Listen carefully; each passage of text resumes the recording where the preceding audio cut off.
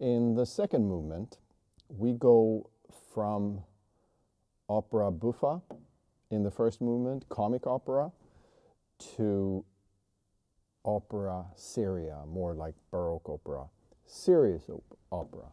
And Beethoven, in his, I would say, in his early works for piano, the piano sonatas, and he gets back to that later on in the late sonatas, especially Opus 110, finds quite a lot of inspiration in Baroque music and Baroque opera. And here it's a clear example. You know, you have these arias where everything stops in a Baroque opera, and the soloist has an aria, and very often it's like something like from Handel, for example.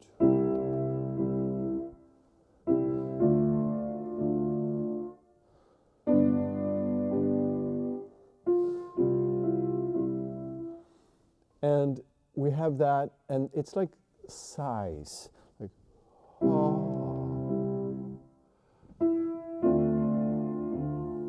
So it's heavy light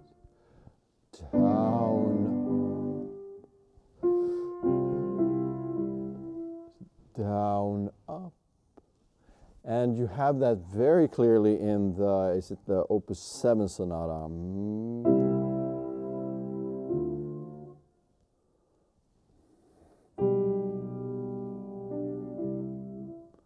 Of Beethoven, the slow movement there, where he does the same thing. It just goes so much slower. And here it's quite a lot the same thing. It's in E major, and it starts like this. So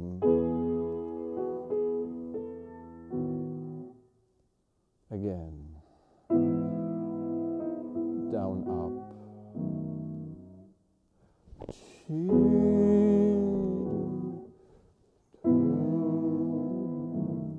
Again, these sighs.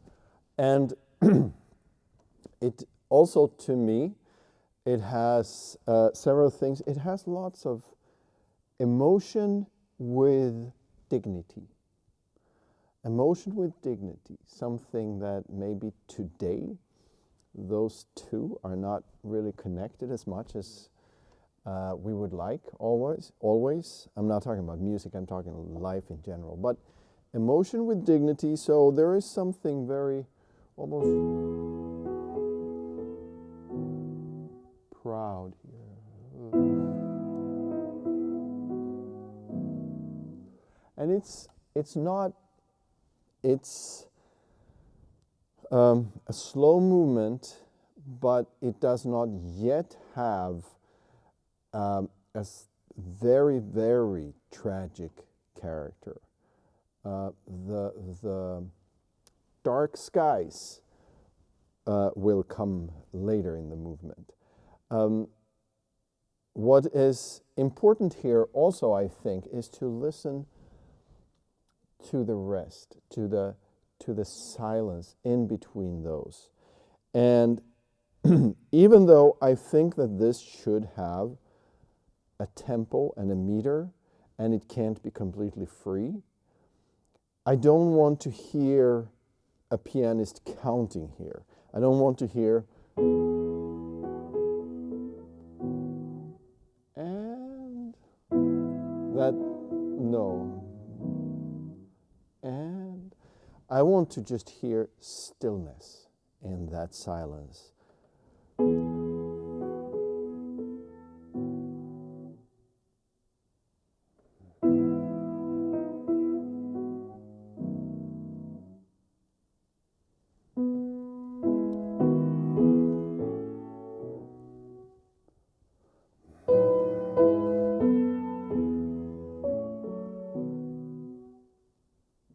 It's so beautiful. Those silent moments are so incredibly beautiful.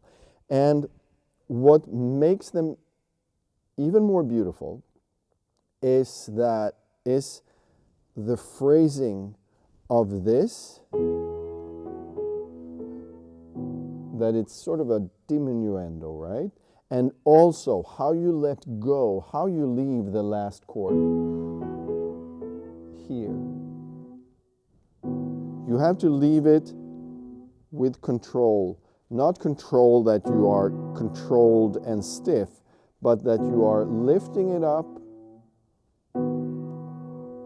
so it's soft, not, and absolute, not just boom, like this, quick. It has to be a slow release of that chord so that it kind of goes into that silence. And not just a pedal. Ooh. No, I want no pedal on that last chord. I don't want much pedal here at all, to be honest, because we also should maybe save the pedal for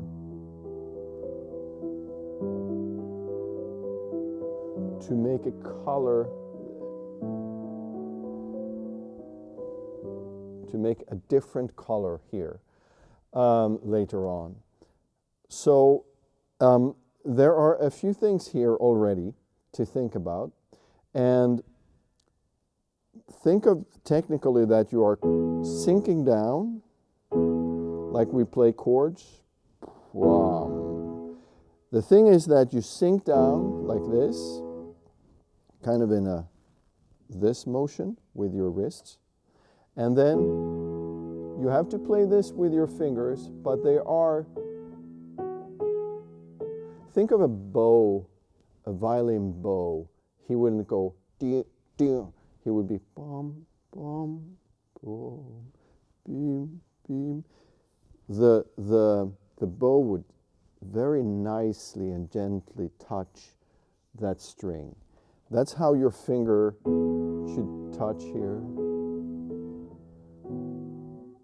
It's a slow singing. It says staccato, but it's a slow singing staccato.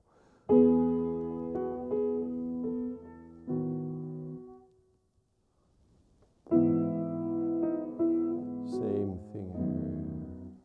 And then there is a certain curve also in the how you want to do this. Do you want to have a certain opening to here and then come down? I don't think so. I think it's one phrasing you could say of and a little bit less falling, and then it rises and comes back.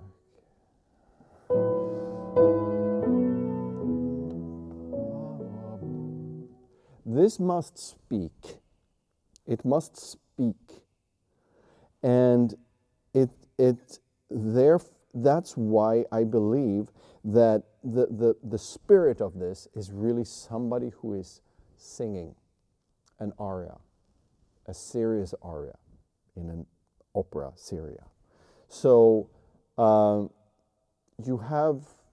could probably put words to this, and to me the phrasing should go like the voice. When you go up, you find maybe perhaps a little bit of hope, and then you come down, fall down again. So you have this, he's not lots of hope here.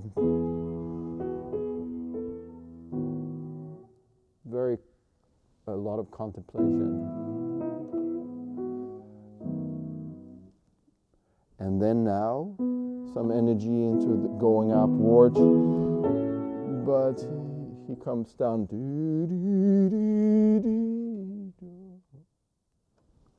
And new energy, but it comes down.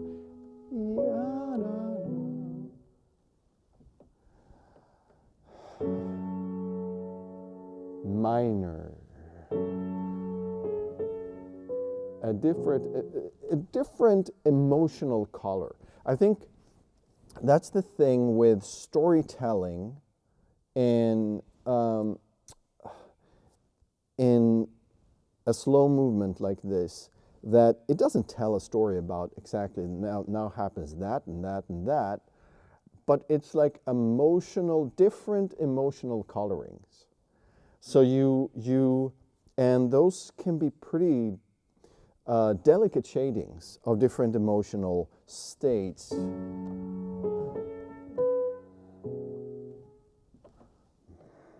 Same kind of phrasing technically.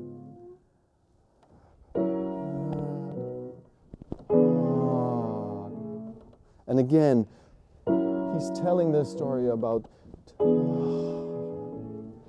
hope, no, maybe no.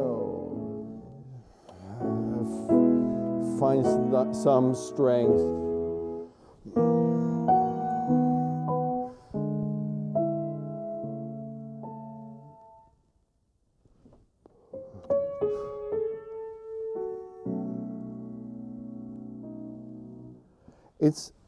That should feel like one long line, and not necessarily long line of phrasing, because that doesn't really work, but one long line of a storytelling with different emotions, different shadings of emotion, all within one voice telling that story.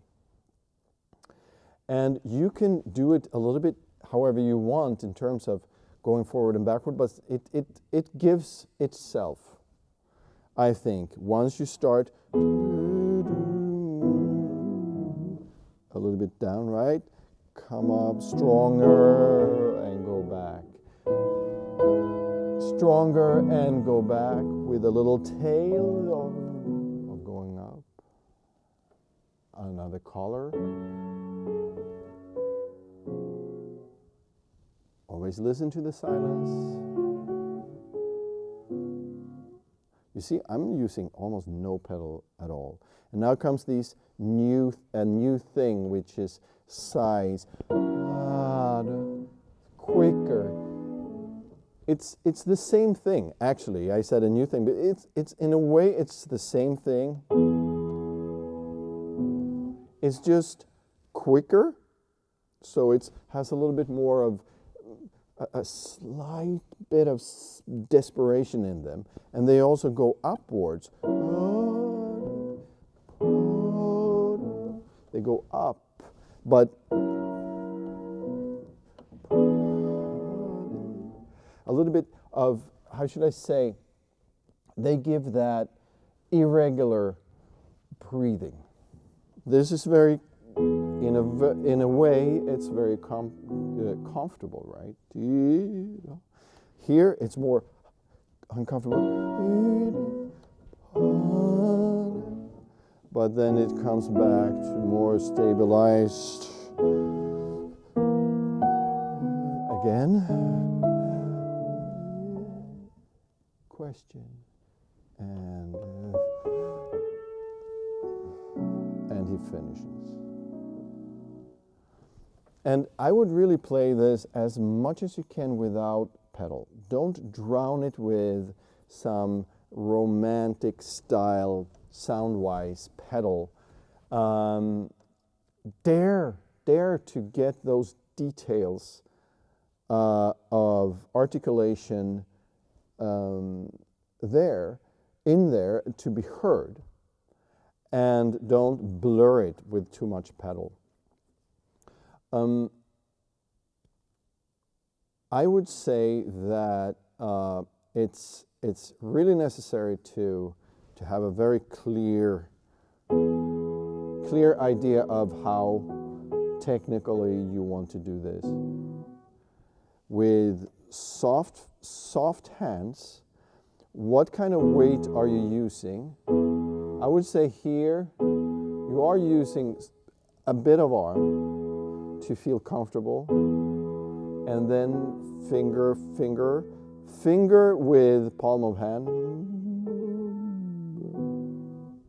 and there is extremely light arms, and the arms and the wrist is lifting up that the fingers from the key so that the keys are left slowly.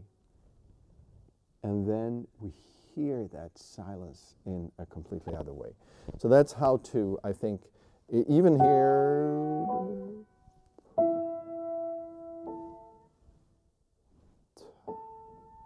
Oh, no.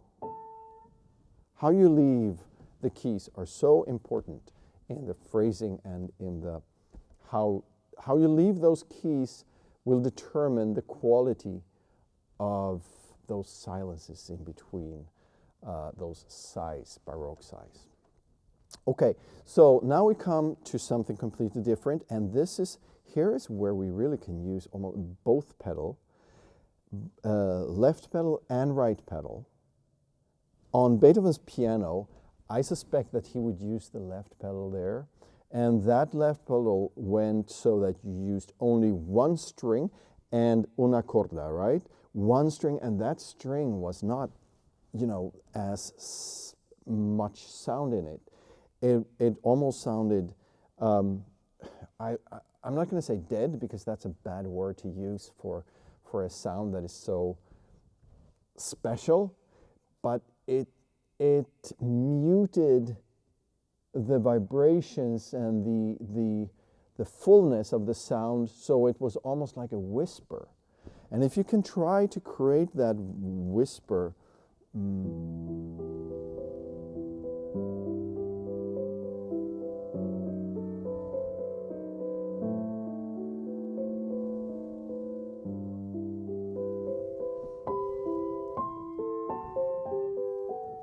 except here,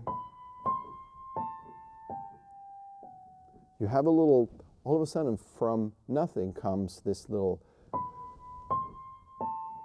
flute playing a short melody, or it's not even a melody, it's like part of a little cut out part of a melody, right? So if you can do that and be very in the right, do not be fingery so that I hear da, da, da, da, da, da, da, every note by note. No, be just, I think we have talked about it before somewhere, that you try to practice this being with the fingers in here, in between the bottom of the key and right when you touch the key. So you never leave the keyboard, and you don't really get all the way up. And you don't get all the way up, what I mean, so that there is a little bit left before it totally comes up to level with other keys. So that's in that area. I want you to have your fingers, which really makes it demands a lot of sensitivity from your fingertips, and I like that.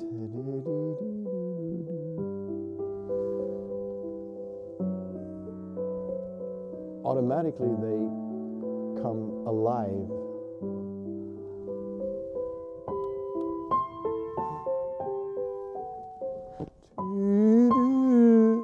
Up to the C and back, right?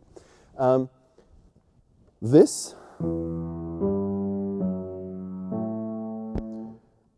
has some Bach quality to it for me. It is a cross theme. Cross theme is if you put the notes on a piece of paper and you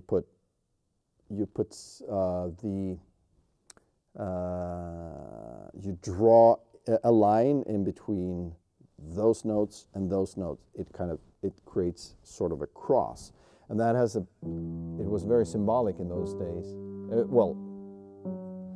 In Bach's days, and actually, if you do B-A-C-H, that's a cross theme. So this is a cross theme. I don't know how much you should put into that, but it has this sort of doomed character, doesn't it?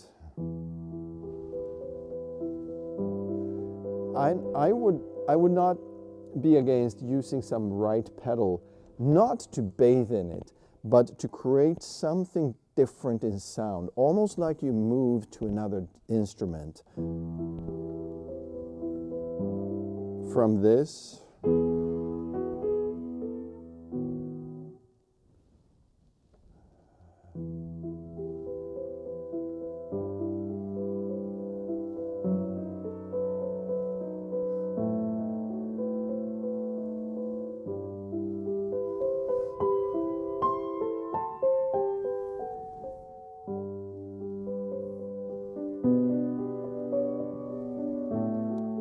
this is like hypnosis, like you are hypnotizing your audience. And you really are if you play this right.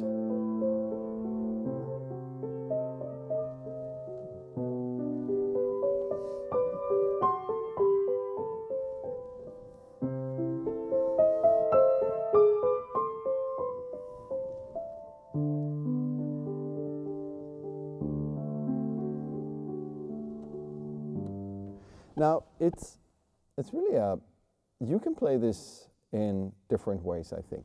It's not unheard that you try to actually put more of an espressivo in those. More alive. And I think that's possible. You can do it.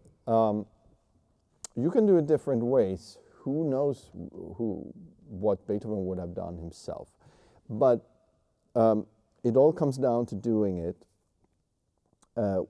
convincingly, right? But then it would sound a little bit more like this.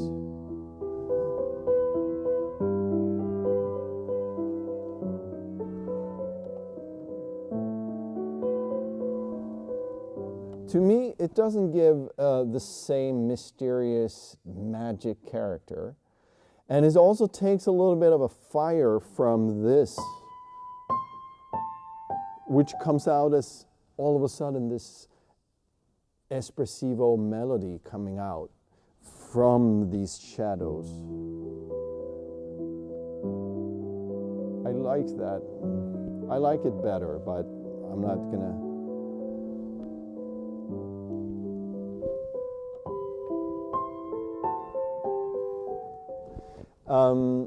So then comes the question, when we reach this spot, the writing is like this. If I play it completely without pedal,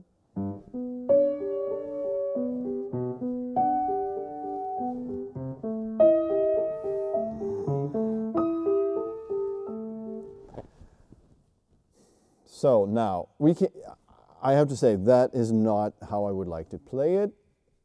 There has to be some pedal added. The extreme, one way is to put pedal every bass note.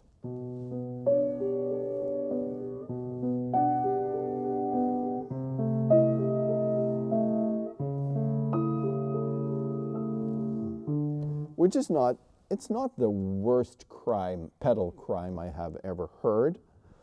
Although I think it lacks, when you use the pedal that way, it lacks a certain tension in the music. So I would, however, completely dry is not really good either.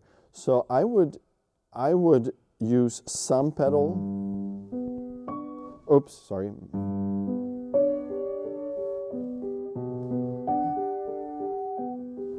However, here there is the question now, should it be a pedal that goes all the way until I play that C sharp? Or should there be a little bit of air? That's what I want. I want some air You hear? Now when I strike this, it's all by itself. When I strike the C sharp.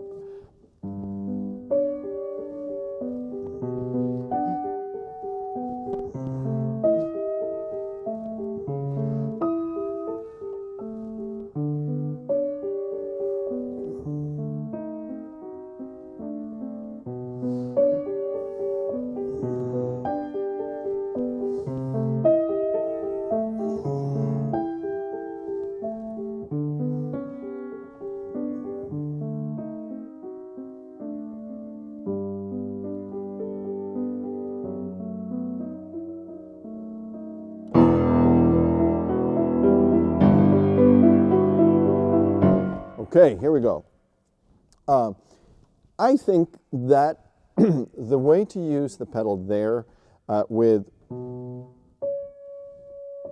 to make it sound round, but with air that makes this stand out more and get more of a expression and more of a feeling on this.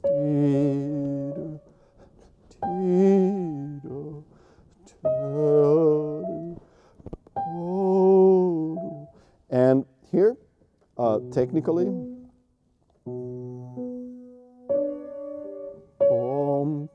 shape this with a movement like this, and come up. So it's two movements to me, technically, even though musically you hear it. And I guess you could do it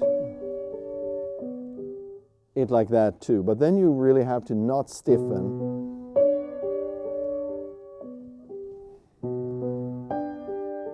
It's just such a long note to have there that if you're still and then lift up, it risks becoming somewhat dead because you're just not moving. So you feel a little bit like this is your left hand playing violin. Sorry.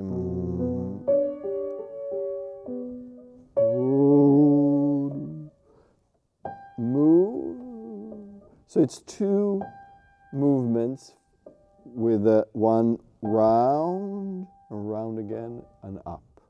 I think that is easier. And I think that creates something more alive at the end. In the end result.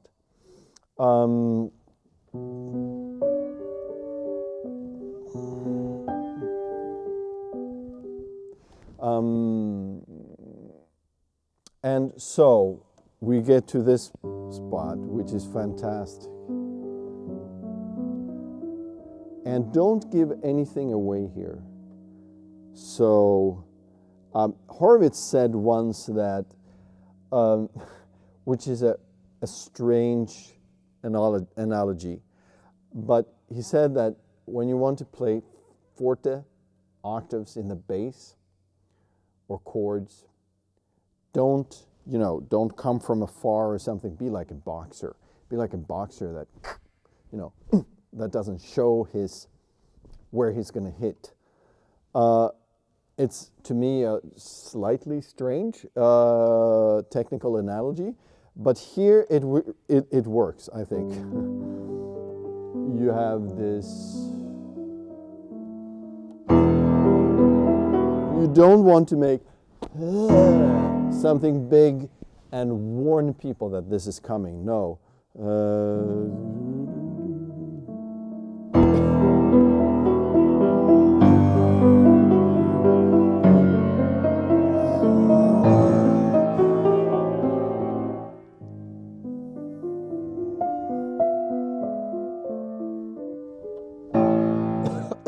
Right? It's like doomsday. And here I would go, while this, I do want at the tiniest of crescendo and diminuendo within this.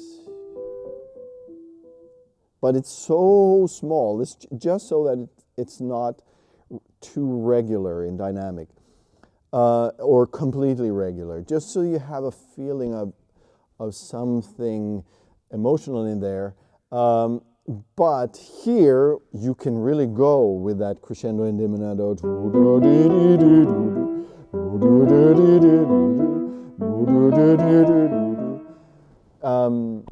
And of course, this I think I really think this calls for quite nice a lot of rich pedaling.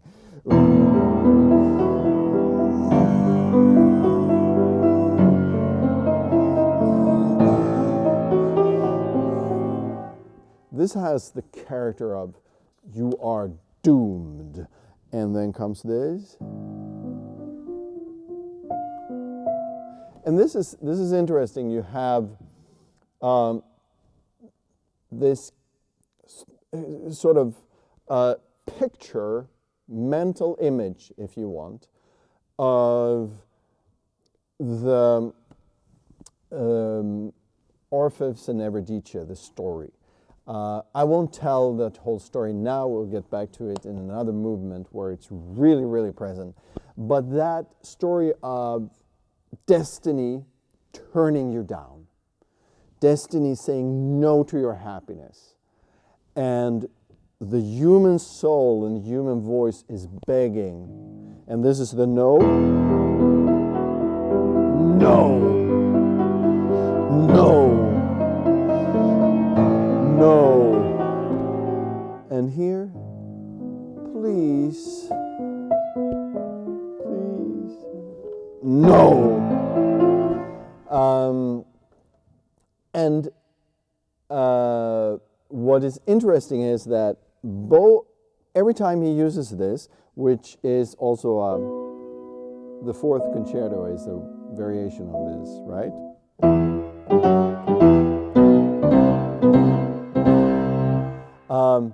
And every time Beethoven uses this, every time that I know of at least, the no of destiny makes way for a yes. So you have where it's you have the last time it comes in fortissimo. No, no, no. Please.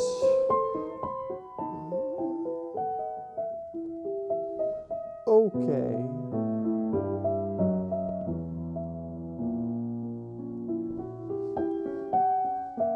So peace is found.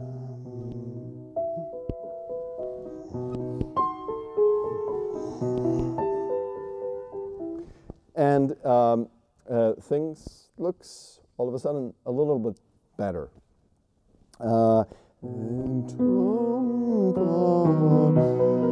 Sing that left hand. That's a wonderful moment, sometimes overlooked. The beauty of this, that you have this, the bass or the celli with their big pizzicato, you could say. Oh, sorry. And the human voice.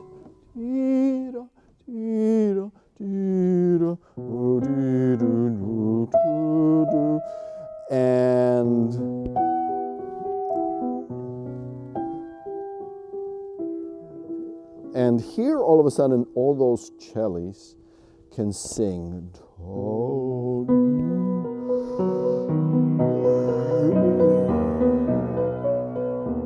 Very beautiful. And we are back.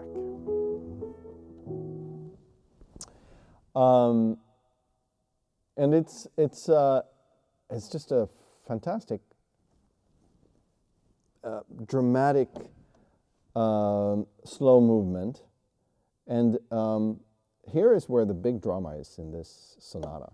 This is the dramatic part of the sonata, and it should almost feel, when you're playing it, it should feel like the emotional heavyweight of the sonata. Although it's more on a theatrical level to me than on a very personal level. You have, if you play the slow movement of the Hammerklavier, it's very personal. It's like looking into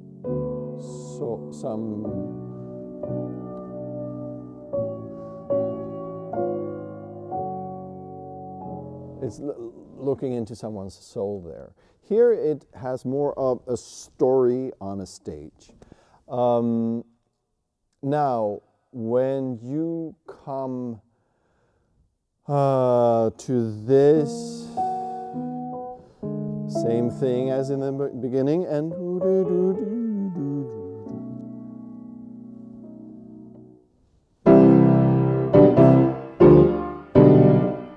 this is somewhat victorious. So try to play them fortissimo yet, yes, but not aggressive. It has something,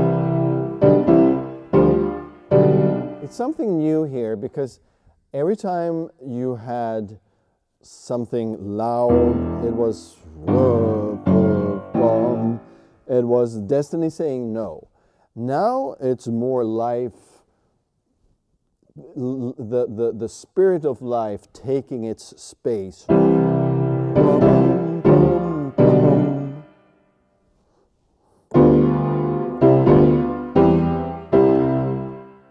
So be round in the movements here with these chords. Nice round movements, just as we are doing them in the technique video. So then more or less technically, it's and in terms of the music material, it's the same. It's just a different kind of storytelling, because now you have this.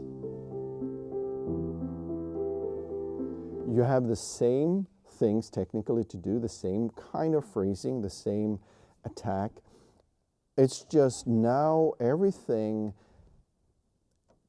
after the human begging for mercy, if you want, from destiny saying no, things are looking somewhat more positive. Sounds a little bit random maybe when I tell it like that, but ignore that. And when it's put in music with such immense poetry like Beethoven does, it doesn't matter how I describe it. That's not important. The important thing is how you describe it with your fingers on the piano.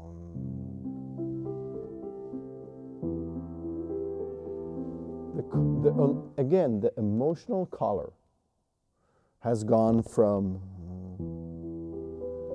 worried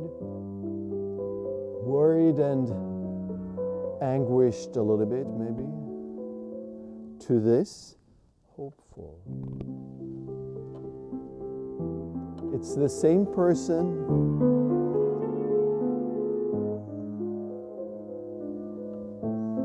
but more alive.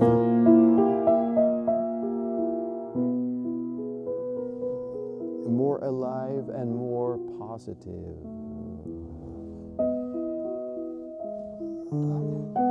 Almost grateful now.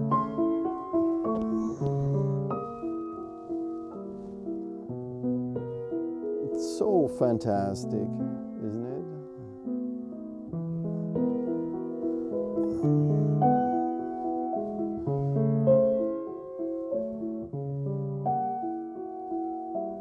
So these now sound to me almost like somebody in peace with him or herself, somebody who is almost grateful, somebody who has whose life is looking a lot better now than a few minutes ago with this. But he's using the same material. So to me, it's the same person, but the emotional outlook is very different. I hope that makes sense. And so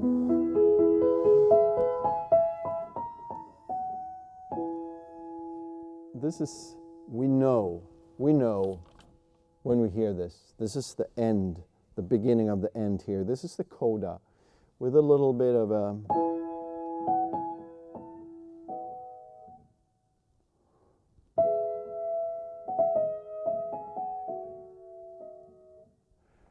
it's almost serene now.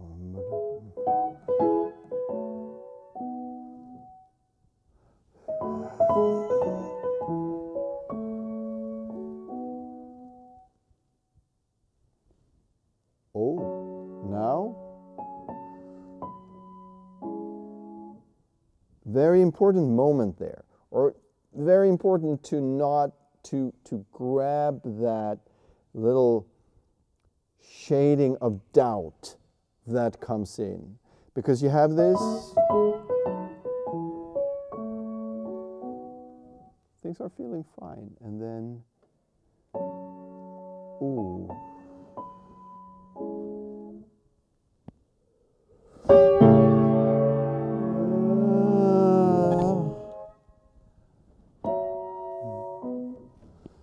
now we don't know.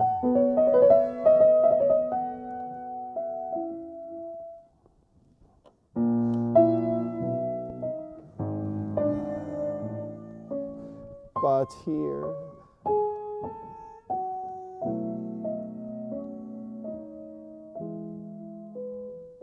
now I think the doubts are gone and dignity again.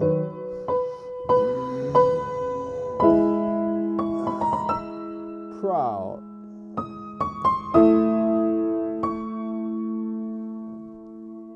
I have conquered destiny.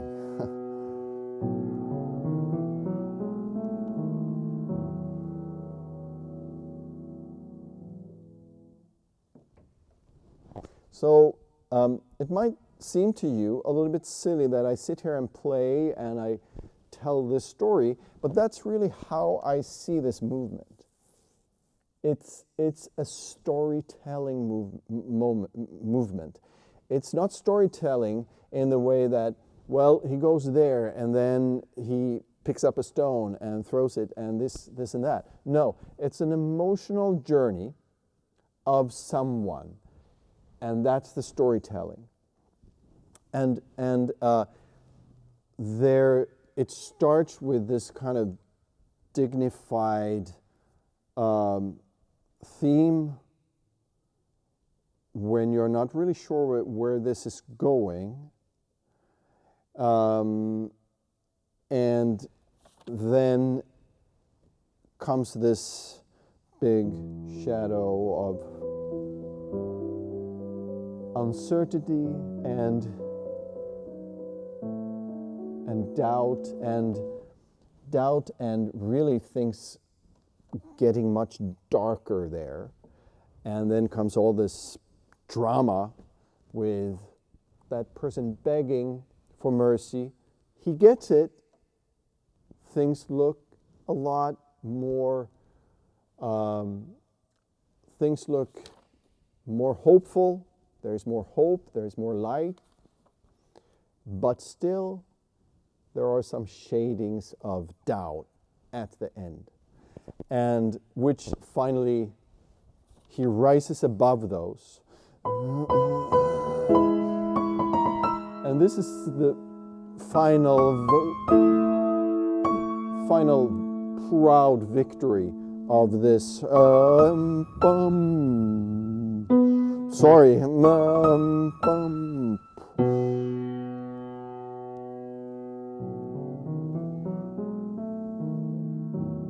And he ends very peacefully. So that's the form. That's the form to me, and it really does have a lot to do with Baroque opera, opera seria. I sometimes think that's the best Baroque opera ever written, is by Beethoven in some of his slow movements. Fourth Concerto, take that example for it has a little bit the same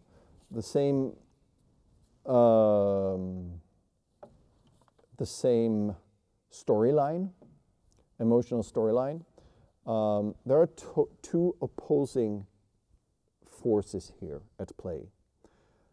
The human soul which is fragile and doubts itself, and then comes life, destiny, with all its misery that it includes, and it can sometimes steal away our will of life, our happiness, everything that we hold dear, and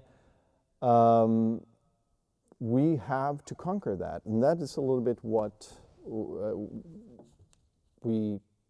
is happening in this movement. So it's a wonderful movement, I think, really, really wonderful actually, and it can have an extraordinary effect playing it in concert in an audience. Make that storytelling all the way, and play it out, and don't get too lost in once you perform it, that storytelling has to be the overarching thing that you think of, and more than actually exactly what kind of pedaling you're using, or exactly what kind of legato or diminuendo or crescendo or anything. You have to fill it with that emotional journey, and it will be great to listen to.